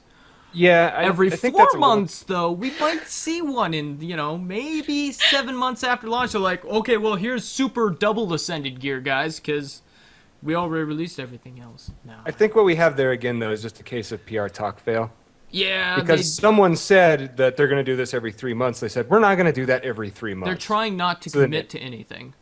Right, is- they is are really doing that, what's and it's like, happening. guys, look, you're going to piss us off. Gotta so draw quit the line dancing around somewhere. it. Just say, here's the line, legendary. The problem is, Okay. if they're non-committal, then they don't have the issue that they had with Die, which is the one that I always come back to, is they've said blatantly, it's dumb to have soulbound Die when you have 400 different dies. And then at launch, they're like, oh no, it's cool, guys, you all want to get it, so it customizes each character. So that's, I think, why they're being so non-committal, because they were committal on something, and then they went back on it, and people were pretty pissed, and they're like, "Oh, we don't want them to be angry at us again, so we're gonna be non-committal." That's a fair point. Make I these hope people angry. Yeah. I'm going to be reserved and say that I think they are going to stop at Legendary, and also going to say that I can see why you'd be concerned that they won't. Yeah. And No. I'm going to be pissed off if Plus, they do. they have also said that every expansion pack they're going to add levels. They did? What? They have They've said Chris that? Johansson has specifically said Colin Johansson specifically said at one point that they definitely want to increase level cap with expansion packs. Now they could go back on that, and this was during development early on when they were talking about why they picked level 80. Okay. But he said definitely we want to add levels. So what Okay, we'll be so this seeing is like way back. They said this is a while here is ago. 80, but we would like to increase levels in expansions, which means that yes, they might not. Here's there the is thing, actually though. nothing being The- confirmed recently. The pattern of how they've been doing things, though, tells me that that is the thing that they're going to stick with.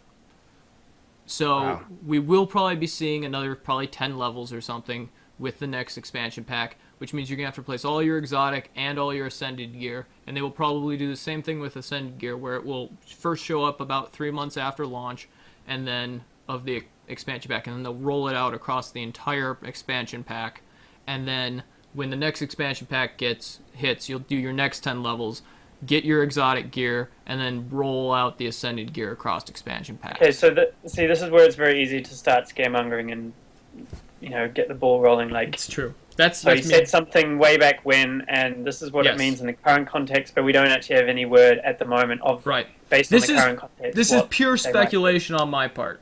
I'm the news saying section. it with super confidence. in the news. Yes, section. in the news. I'm making crap up. It's good. I didn't even know he said that way back in the Yeah. past. But I think So I like how Christian's tempering this and saying, "Hold on, let's not cause a scaremonger fest." yeah, here." that's good. Especially since we're talking about news and the fact that they're doing some awesome things with the game currently. Specifically, they plan on revamping the existing dungeons to rebalance encounters, overhaul them, and that may be partially because they have that tendency with the huge hit points. What do you guys think they might do with the revamping? Did Christian? we actually see, like, we did Twilight Arbor yesterday and then again today, and suddenly some of the mobs seemed ridiculously difficult compared with what they had been in the past, and I didn't get to check whether they've done any updates or changes to Twilight Arbor, but They have not done any patches, but they have been nerfing. Mesmer's got nerfed heavily. Those surprise, dogs. surprise. Yeah, those dogs those- in Twilight Arbor knocking you down all the time. When did that Yeah. start? They've always Sil- done Sylvan knockdowns. Yeah. sounds- My guardian never got knocked down. I don't carry stability too often. Well, maybe you should play a thief. Oh, I went in on my Do guardian. you know what happens to me when we play in there? You guys are all like, "Oh, let's kill the dogs," and I'm like, "Help! Help! I'm on the ground! Help! Help!" Amazing at the downstate, though. Okay, so It's I because just of all got the a different practice. experience then in that dungeon than I have ever before, Yeah. where suddenly we were wiping because these things were knock-locking everyone and treating us like the scavengers, Yeah, the Skalk in Catacombs. Yep. yeah. Um, During the so I defense event. suddenly thought, oh, they've balanced this dungeon. It's a lot better now because it's difficult, but this sucks because it's so hard. Yeah. That is possibly because of the nerf to Mesmer's. I believe It it's just wasn't to do damage with output. no. I was on my guardian, so it had Oh. nothing to do with like Hmm. what my character was doing. I thought, and it had everything to do with what the dogs were doing. But it actually also may have had to do with some of the pugs we were running with, because Did you today bring it didn't Blorks? seem as much a problem. It still was there. Like we were still being. Yeah. That one you guys had in your party was I've had pretty periods fun. of time where the first time I went in and we did that fight, I was completely stunlocked the entire time. So it's always been in there, and they haven't actually done any of the changes yet. So those Okay. are things that they're going to be working on. Hopefully they'll be getting their test crew in on those soon, and we'll start seeing some changes. And it sounds like they might actually just completely change boss fights. Yeah, I That'd think be right. that would be really good because, like which dungeons do you reckon would be good to have an overhaul at the moment, or boss encounters? Sorrow's Embrace gets no love right now. No one's Why ever... is like I've why been through why it is once. that? because is the that- armor's ugly as crap. You look like a walking furnace. what? It's stupid. It's I true. really want that armor, but nobody runs it, so nobody will take me. I've been there Oh. once.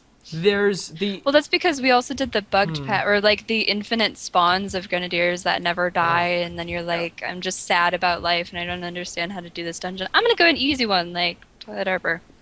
Zaitan. I'm just gonna Yes. throw that out there Yes. because they have specifically Yes. stated that they're doing story Yes. and explorable mode revamps. Yes. Let's see. The Twilight Arbor tree boss at the end Oh my goodness, please. Hate so much. could do with He's some work. lame. Yeah. Yeah. Maybe Yeah. get some phases in there, some shifting. Well, okay, so he's got phases, but they're split between paths.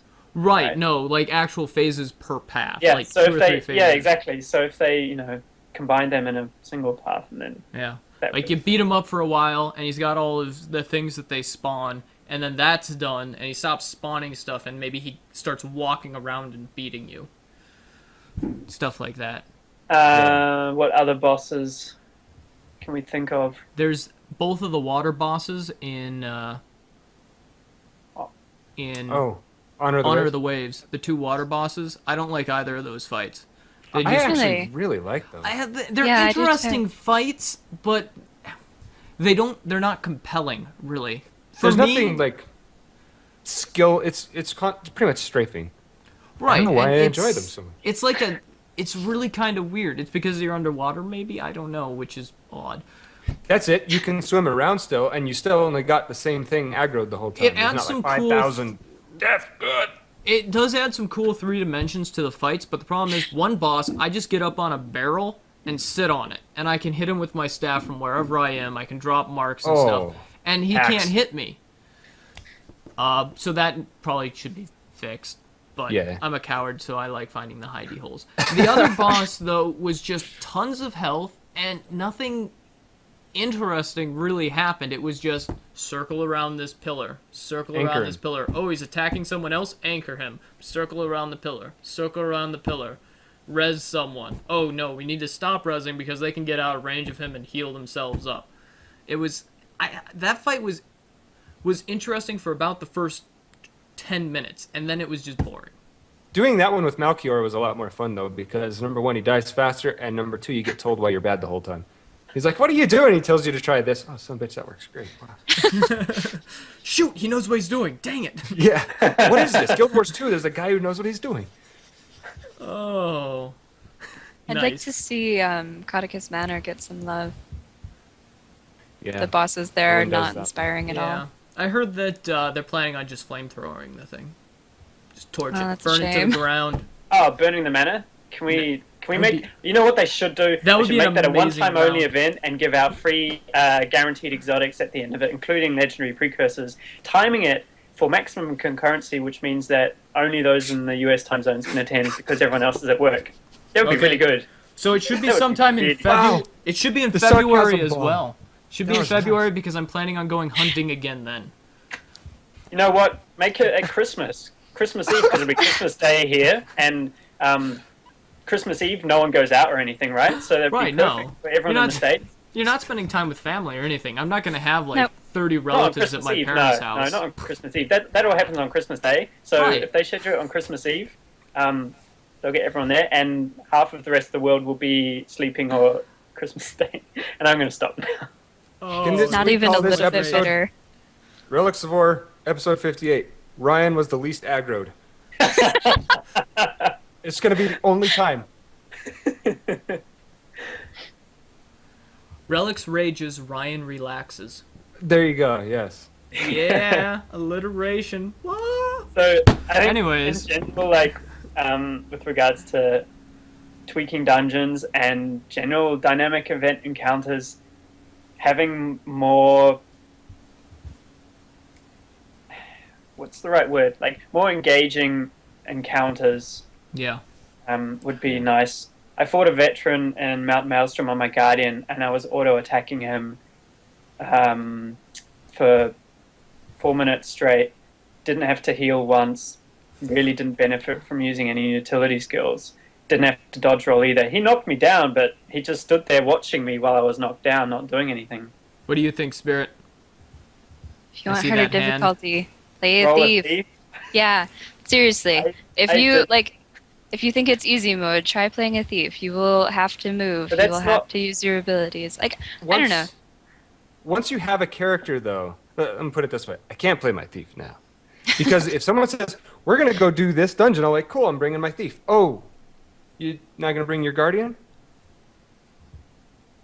So that is if my you wanna exact be- reaction, actually. Yeah, that's what people do. I don't blame them. It's like, you're gonna bring your thief, dude. I gotta bring my red skills for other people. So that's why I went and made this Mesmer, was because I noticed Christian's like, the only time he looks like he's in a down state is when a clone is. So I'm like, I want to do that. I want So- a character that people are like, oh, you're going on your Mesmer? Okay, cool. You think Borks is online? Oh. We love you, Borks. Oh, man. So, speaking of actually that issue with sort of the boring just standing there, it's a veteran. It's hitting me. I hit it. I'm healing everything with that. They are actually going to be adding more variation to the creatures in the world itself. So they are going to be expanding it. So we will probably be seeing more creatures dodging, more functions like the rolling Kraka, and those sorts of things. Wow. Which should be very interesting. I know that it always ticks me off when I like charge up a really big attack and like throw it at a level 15 thief and he's like, dodge! I'm like, dang it, only players are supposed to do that. Yeah. Stupid thieves. Bandits, whatever. Well, yeah, okay, so as a Mesmer, I wouldn't like to see more things dodging, because then I can say bye-bye to my clones and phantasms. Because they up, yeah, like I said last time. But just more in terms of how I need to react to them, as opposed to how they react to me. Yeah. It would be cool if Right. the Mesmer's illusions started dodging, too, because then in PvP, it would be... That'd be Well, no, they still have to make the nameplates copy exactly the player. Do you know if you have a And- Mesmer? What's that? And the signets and Yeah. other effects. And all, yeah. If your main is a Mesmer, don't get 100% rolled completion if you want to do some PvP. Because, oh, look, there's 100 of this guy, but that one's got the star. And they're going to kill him. Oh. Fun fact. Does that really show up in PvP? You think they would have Thought like of that? taken the star out for PvP? It'd be nice That if you star- could, I don't know, turn those things off. So those poor, like, commander Oh, you can mesmers. switch commander icons off. Commanders are toggles. Yeah. They just Oh, have okay. egos. They'll people. fix this. I'm sure they will. There was a thread on the subreddit that was like on the front page. Once Yeah. that happens, the internet tends to jump on that stuff. Speaking of which is bullet point 2. They are going through and fixing and improving existing content, and they're trying to improve player progression there. Let's see. There was an actual... Yeah, I guess that sort of Well, covers... that's what I was talking about. Yeah. Yeah, basically fixing those sorts of things. They are going to actually add more content to Southsun Cove, which should Good. be quite They need- interesting. Adding new guild content, but not guild halls, because no one's working on that at ArenaNet. I think we're still kind of in that rose-tinted spectacle kind of phase where we're like, I wish we had guild halls, but I think like the cons outweigh the negatives in a way, I think, on the larger scheme of things. They got to I- Christian, guys. I want the Alliance chat more. The Alliance is Yeah. back. They are also going to be adding additional stuff to the current guild progression system. Mm-hmm. So you'll be able to buy more things for your guild. Like a guild hall. No, you can't get that. Yeah, well, I mean, I think the thing that gets brought up with guild halls is that they draw players away from the world into an isolated instance. Oh yeah, no, there's an understandable reason for why they have it. I still love guild halls, so I'm Yeah, still well, going so- to whine so like do a little I, girl about so- it. Like a 6-year-old who had her lollipop taken away. Guild collectible storage. I'd go for that. I would Just as to well. do one. Ooh. for the guild. That'd be nice. Can we have new collectible tabs, like for the Kaka shells? Or passion fruit Because cost. you can craft the Kaka fragments. Yeah, Yeah. those new armor, the new armor that and weapons that you can craft with the new stats that use Kaka fragments for. Yeah, that would be Um, nice. You can't put them in your bank under a collectible tab, even though they're just like a collectible. So I sold all mine thinking they were useless before I opened up my crafting panel and then realized, oh, these stats are actually quite good. I might want to make some of these. The speaking of which, what do you guys think about the current Black Friday sales that they've got going on the store? Speaking of not having enough storage space. Couldn't What care are less. today's? What are today's before Done. I So judge? today was the 50% XP boost, the box of fun, and a res orb. You make me sad. Yeah, so Yesterday far was the Black Lion keys, and But only in Um, bulk.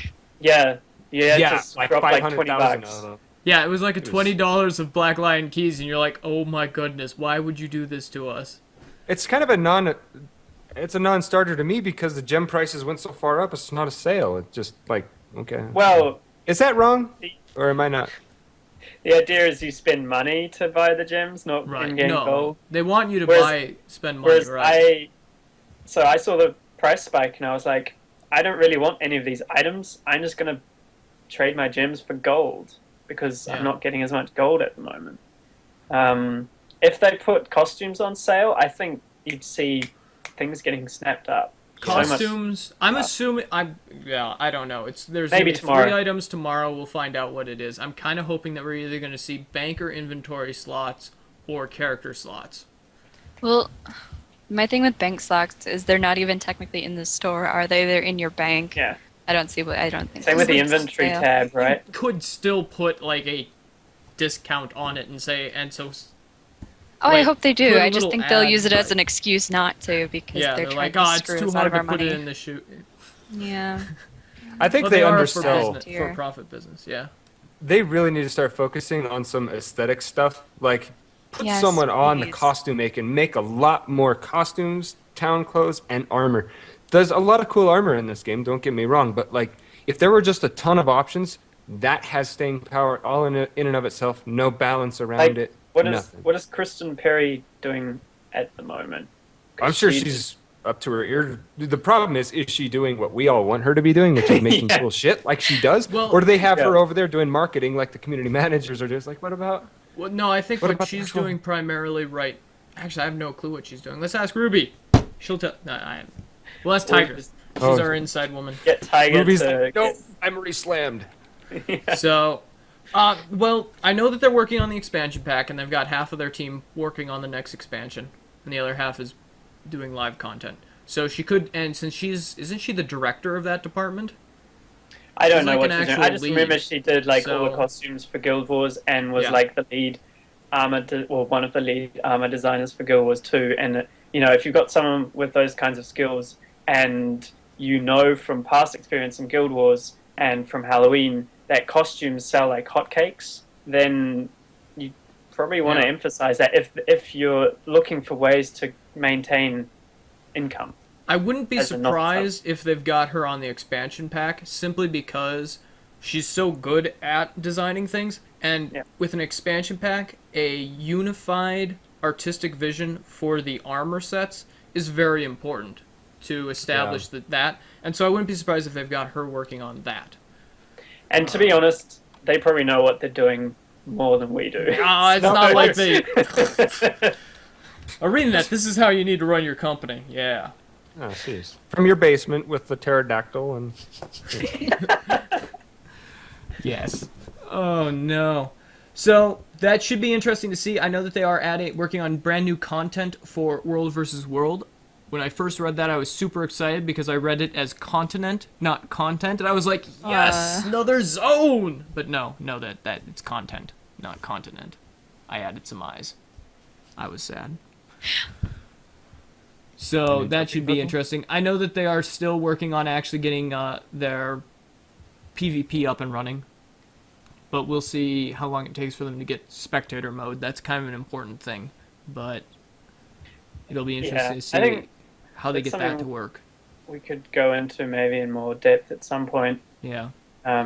It feels so insular and isolated that I just find it difficult to see how it can catch on. Right. There's going to have to be some pretty significant changes to it, I think.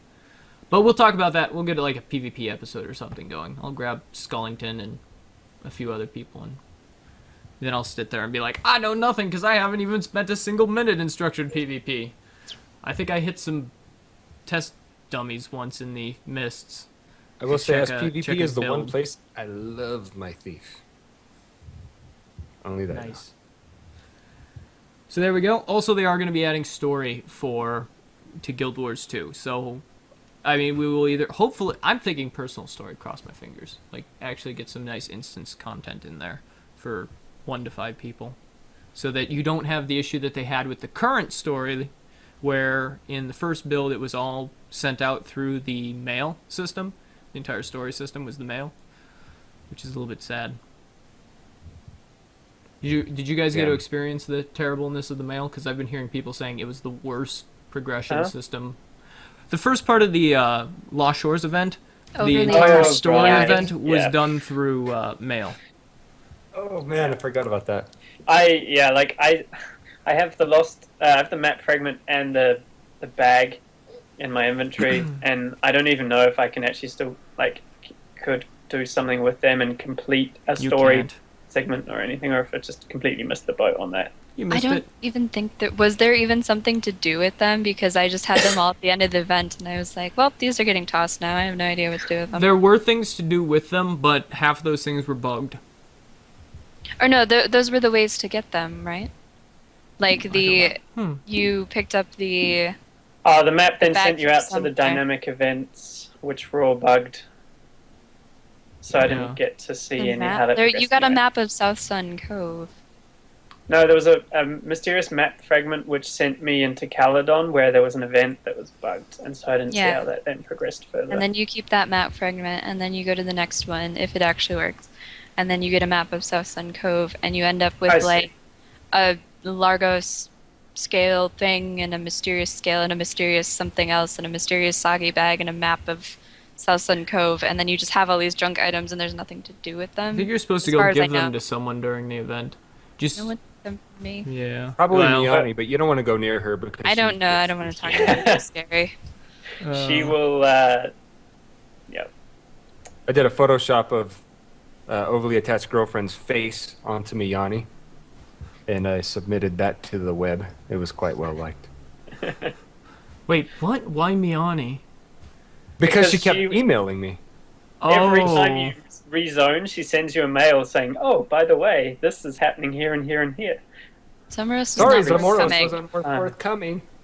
I'm glad I was out hunting then. Wasn't getting Yes. stalked by Miani. At least it's better than your herald, who you still don't know who that is. Just sending you an email or a mail every single time you hit a multiple of 10 after you get knows. for each dungeon. It's like, how do you? Where are you? I'm in the middle of nowhere. How did you know? Zomerus. Be Zomerus. You think it was Zomer? Is he your herald? He's scary. He's scary, therefore he cannot be there. Yeah, I exactly. talked to him. Well, plus he meets you before your character would have. Your herald starts mailing you before your character really would have had a chance to meet Zamoros. Yeah, but he's sitting in the Mystic Forge, sucking up all these ridiculously That's true. powerful magical items, and you think he can't keep track of you and your feats? Yes. Okay. 2 if you're a human. 4 possibly if you're a char. Oh. You're welcome. I try. Oh no. All right. I think it's about time to wrap this show Yeah. up. Yeah.